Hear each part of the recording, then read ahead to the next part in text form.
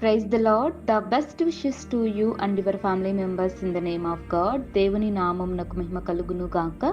దేవుని నామం పేరిట మీకును మీ కుటుంబ సభ్యులందరికీ శుభాభివందనములు. ఈరోజు దేవుని వాగ్దానము, today God's promise.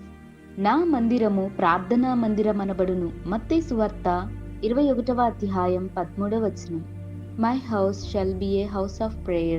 The book of Matthew chapter 21 verses 13. క్రీస్తునందు ప్రియా సహోదరి సహోదరులారా, ఈ దిన వాగ్దానములోను దేవుడైన యెహోవా నీతో నాతో చెప్పుచున్నాడండి.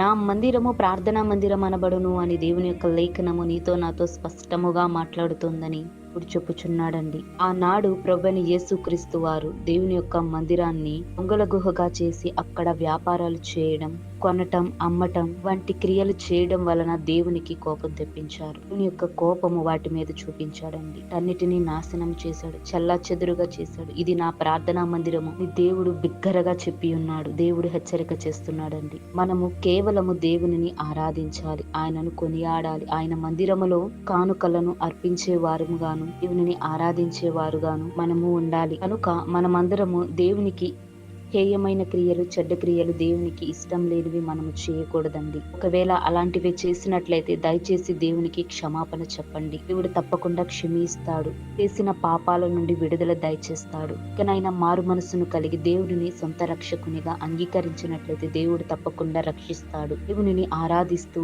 ఆయనకు ప్రార్థించే వారముగాను, ప్రార్థన బల ఎదుట విజ్ఞాపన ప్రార్థనలు, దహన బలులుగా అర్పించే వారముగా నీవు నేను మనమందరమును ఇవన్నీ యేసుక్రీస్తుకు ఘనత తెచ్చే వారముగాను ఉందుముగాక.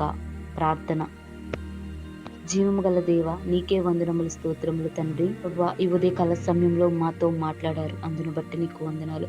ప్రభువా, నువ్వు చేసిన పాపాల నుండి, చేసిన తప్పిదముల నుండి మమ్మలను విడిపించండి. లోకంలో అలాంటి పనులు ఎందరైతే చేస్తున్నారో, నీకు ఇష్టం లేనివి, నీకు హే క్రియలైతే ఎందరైతే చేస్తున్నారో దయచేసి వారిని క్షమించండి. ప్రతి ఒక్కరికి నీ మారు మనస్సును దయచేయండి. ప్రభువా, నీ ప్రార్థనా మందిరమును కేవలము నిన్ను ఆరాధించాలి, నిన్ను స్తుతించాలి, నిన్ను గణపరచాలి, నీ నామానికి మహిమ తెచ్చే వారముగాను, ఘనత తెచ్చే వారముగాను మేమందరము ఉండేలా సహాయమును దయచేసి అట్టి నీ బుద్ధి, నీ జ్ఞానమును మాకును దయచేయమని యేసు నామమున ప్రార్థిస్తున్నాను తండ్రి. ఆమేన్.